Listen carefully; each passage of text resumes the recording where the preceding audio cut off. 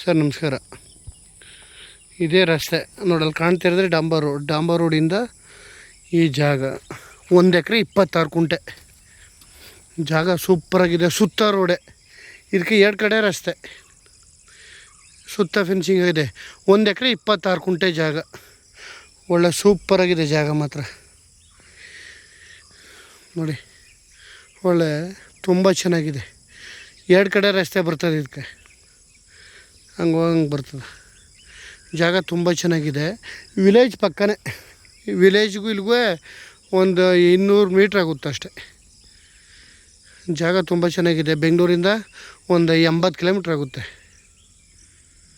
Malavalli register, Mandya ಜಿಲ್ಲೆ, ಮಳವಳ್ಳಿ ತಾಲೂಕು.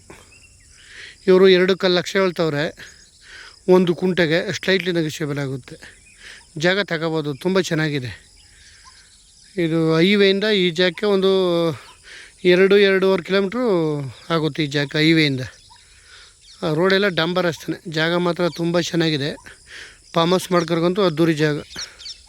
1 ಎಕರೆ 26 ಕುಂಟೆ. Gate ಎಲ್ಲ ಹಾಕಿ ಫೆನ್ಸಿಂಗ್ ಎಲ್ಲ ಹಾಕಿದ್ದಾರೆ.